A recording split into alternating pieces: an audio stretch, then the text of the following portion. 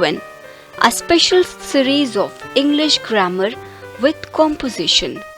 Chapter 1. The sentence. Whatever we speak or write, we have to use a word or a group of words to express our feelings and thoughts. These groups of words which make complete sense is called a sentence. A group of words that makes a meaningful sense is called a sentence. Here, Rama is a book reading is a group of words. This is not a sensible and meaningful combination of words, so it is not a sentence. If this group of words is rearranged and written as Rama is reading a book, then it becomes a meaningful combination of words and makes a meaningful sense. It is therefore called a sentence. Example: Ali goes to the cinema hall. Seema is going to school. They are playing in the playground. Hint: a sentence always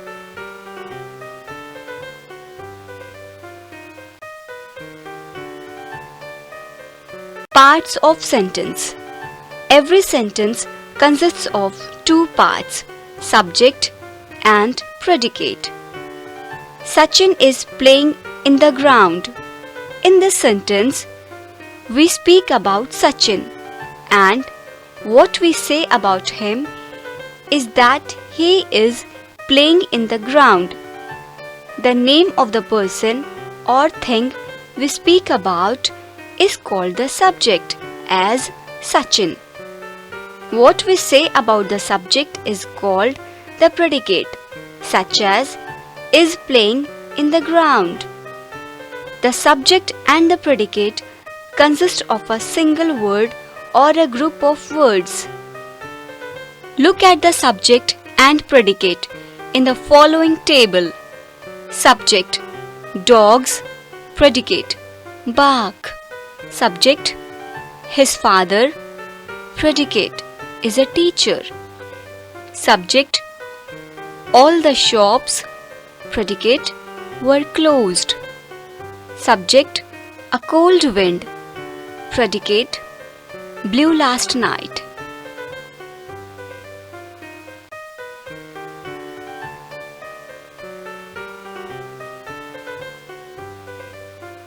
The subject can be further divided into the following parts.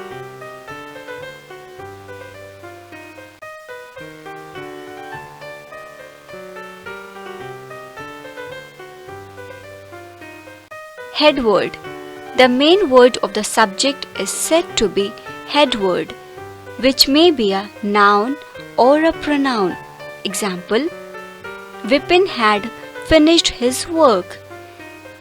They won the match.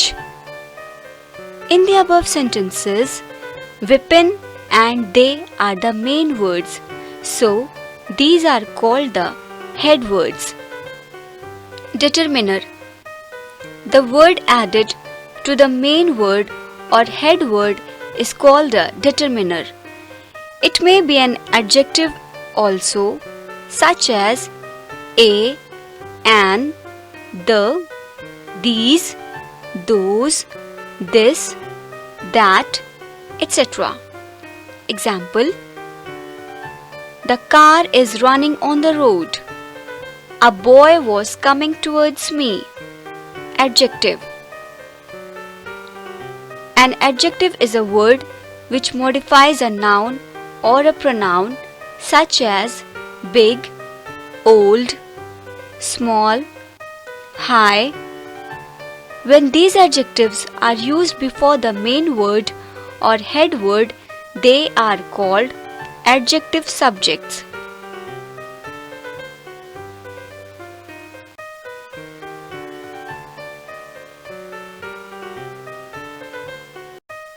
Remember, when a determiner and adjective are joined and used before the main word, it becomes a qualifier. In the case of adjective subject, good boys obey their parents. The black dog is barking. White bears are found in the polar region. In the above sentences, good, black, and white are adjective subjects. When we join the determiners and adjectives, they become qualifiers. Example: the white horse draws the chariot. A wise man was giving his decision. In the above sentences, the white and wise are qualifiers. Adjectival phrase: when two or more than two words qualify a noun or a pronoun, it is called an adjectival phrase. Mostly, this phrase comes after the main word or somewhere in between the sentences. Example: a student with a bag was going to school. A farmer with his bulls and plough was plowing the field. In the above sentences, with a bag and with his bulls and plough are adjectival phrases.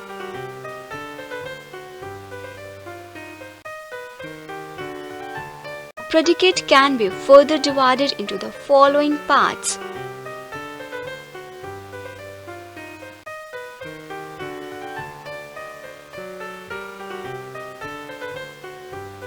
Verb: the words which show the work done by the subject or show being or not being are called verbs. Example: they are playing hockey.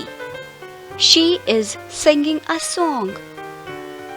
In the above sentences, are playing and is singing show the work done by the subject, they and she, so these are verbs.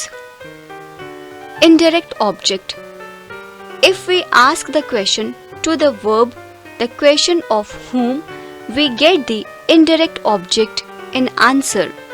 Example: Kishan teaches you English. She gave me a pen. In the above sentences, you and me are the indirect objects because they are the answers for the question whom of the verbs teaches and gave. Direct object: if the verb in a sentence answers the question to what, we find the direct object in answer. Example: Kishan teaches you English. She gave me a pen. On putting up the question of what to the verbs, we find English and pen. So, these words are direct objects. Complement: the words which support the meaning of the verbs are called complement. The complement may be a noun, a pronoun, an adjective, or an adverb. Example: Ranjan is a driver. He is a farmer. In the above sentences, a driver and a farmer are complements.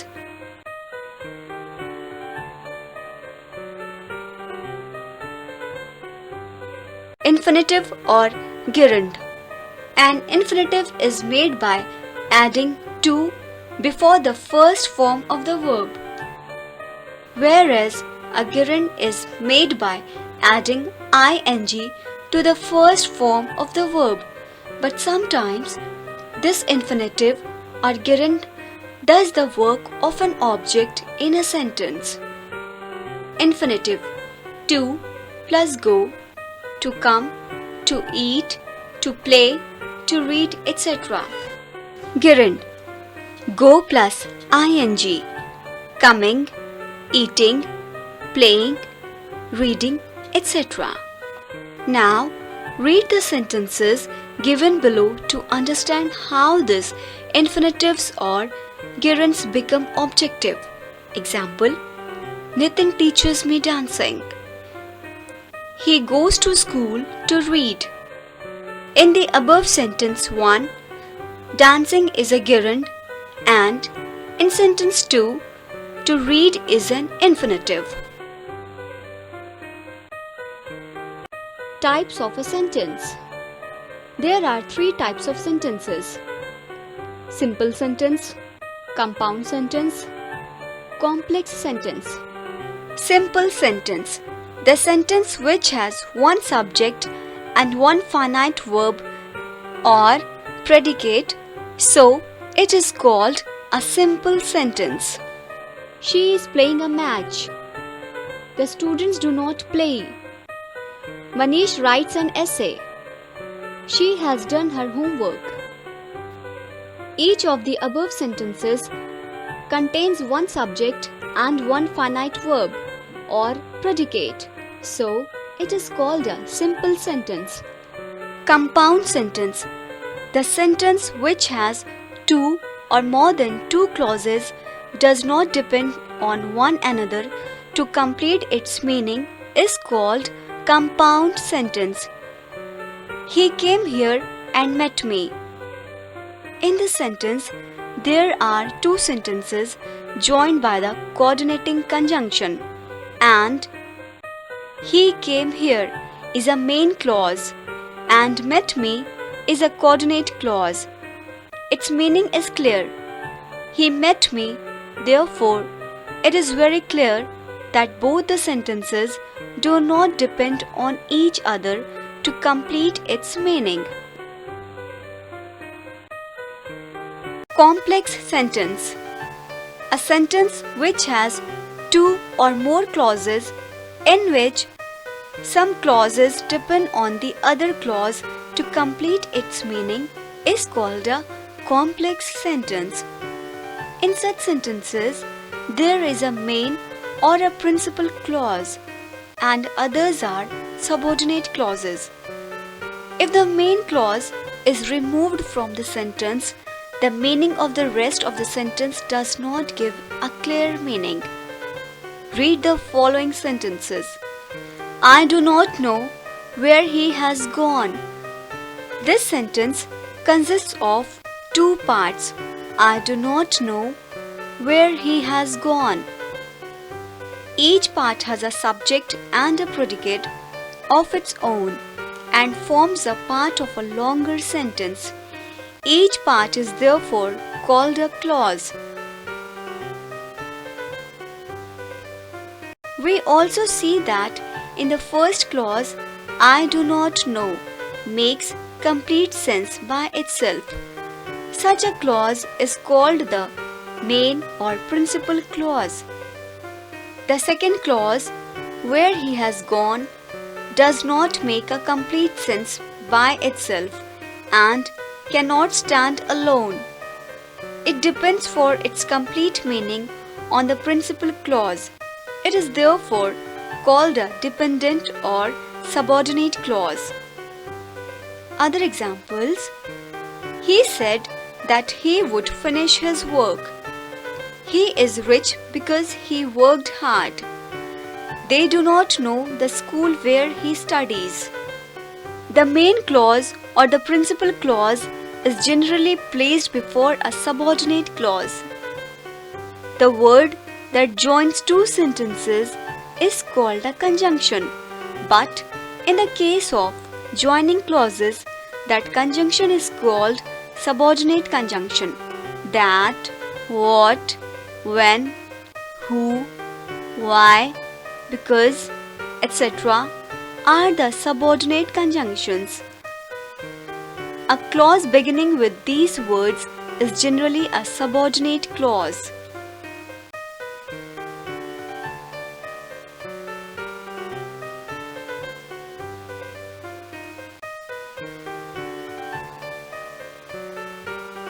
Clauses.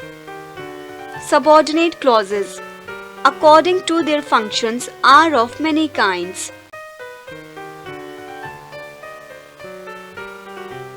Noun clause. If the subordinate clause works as a noun in the sentence, then it is called a noun clause. Example: he told me that he would go soon. It is correct that he is a teacher. I know where he lives. She said that she was her mother. They told him that he was a preacher. Life is what we make it. In the above sentences, in sentence 1, he told me. What did he tell me? If the answer of this question lies in the subordinate clause, then it is a noun clause. In the same way, sentences 2, 3, 4, 5 and 6 can be analyzed for subordinate noun clause. Adjective clause. When the clause in a complex sentence does the work of an adjective and qualifies some noun or pronoun in the principal clause, then it is called an adjective clause. Example: I know the place where he lives. The boy who is going is my class fellow. This is the book which I gave you. You may take the book which you like. In the above sentences, sentence 1 begins with I know the place. Which place? Where he lives. The answer qualifies the noun place. So, it is an adjective clause. Applying the same rule, in sentence 2, the boy, whose boy, who is going, qualifies the noun, the boy. So, it is also an adjective clause. In the sentence 3, this is the book. Which book? Which I gave you, qualifies the noun book. And in sentence 4, you may take the book. Which book? You like qualifies the noun book. So, all these clauses are called adjective clauses.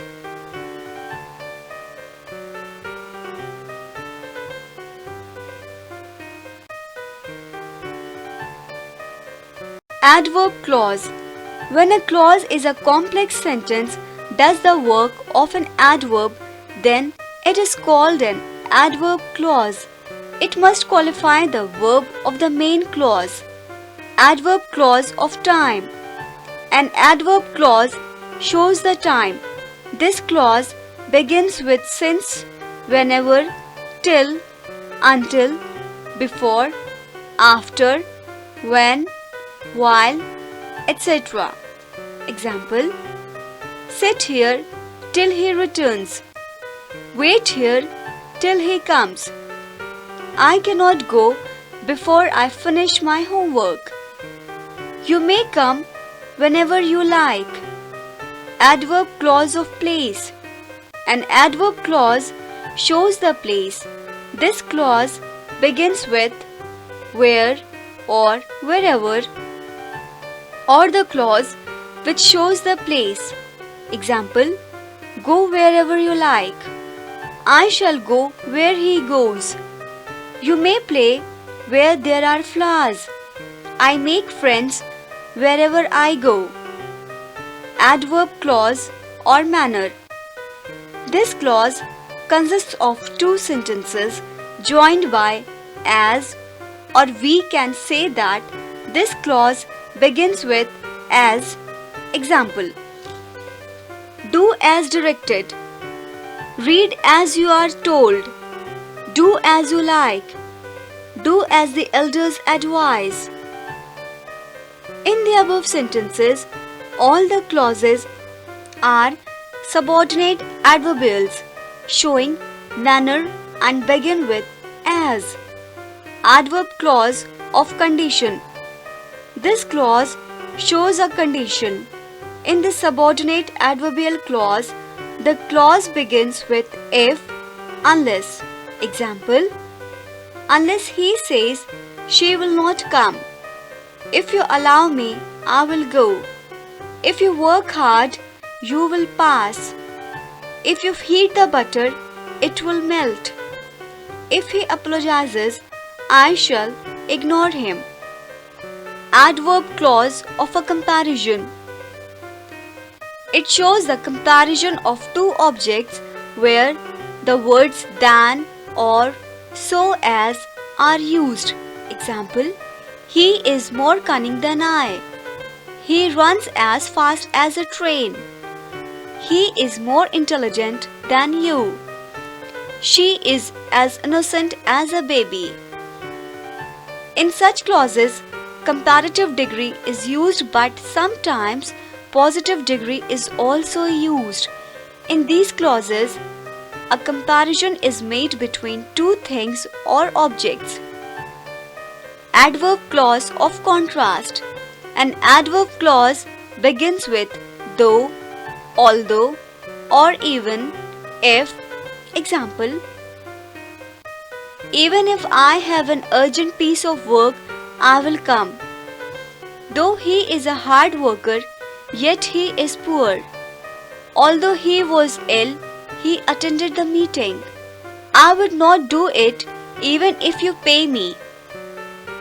Adverb clause of purpose. This clause begins with so that, in order that, or lest. Example, he works hard so that he may top the class. Hold carefully, lest you should slip down. He collects money so that he may grow rich. Adverb clause of reason or cause. This clause denotes the reason or cause. It begins with because, since, or as. Example, he is very strong because he attends gym. Since you say so, I must believe it. I am not going to play as I am busy. Adverb clauses of result. Adverb clause shows results. In this clause, so that or such that are used. Example, he was so late that he missed the train. You make such a noise that I cannot work. He was so early that he had to wait for the bell. Kinds of sentences. A sentence is a small unit of language. It is formed by arranging words in order to make complete sense. There are 5 kinds of sentences: assertive sentence, interrogative sentence, imperative sentence, exclamatory sentence, optative sentence. Assertive sentence. When a sentence states facts, describes things or events, it is called an assertive or a declarative sentence. Statements, things, descriptions, or events can be in positive and negative. So, there are 2 types of assertive sentences. Affirmative sentence. If the statement is positive and affirms something, the sentence is called an affirmative sentence. Example, I work hard. Sachin is playing. He reads a book. She sings a song. Negative sentence. If the statement is negative and denies something, the sentence is called a negative sentence. Example, I do not work hard. Sachin is not playing. He does not read a book. She does not sing a song. Interrogative sentence. A sentence that asks a question is called an interrogative sentence. It is always followed by a question mark. Example, are you going to school now? Do you know him? Why are you fighting with your friend? When will you come? Imperative sentence. A sentence which expresses command, advice, or request is called an imperative sentence. Example, stand up, order, please give me a book, request. Open the door, order, always speak the truth, advise. Exclamatory sentence. A sentence which expresses some strong or sudden feeling such as surprise, anger, or pleasure is called an exclamatory sentence. Example, Hurrah! We have won the match. How intelligent the girl is. Bravo! You have got victory in the battle. What a beautiful flower. Every exclamatory sentence is followed by a mark of exclamation, and sometimes this mark of exclamation follows exclamatory words, that is, ah, oh, bravo, hurrah, etc. Optative sentence. A sentence which expresses wish or prayer is called optative sentence. Example, end of chapter. Click here to go to the next chapter.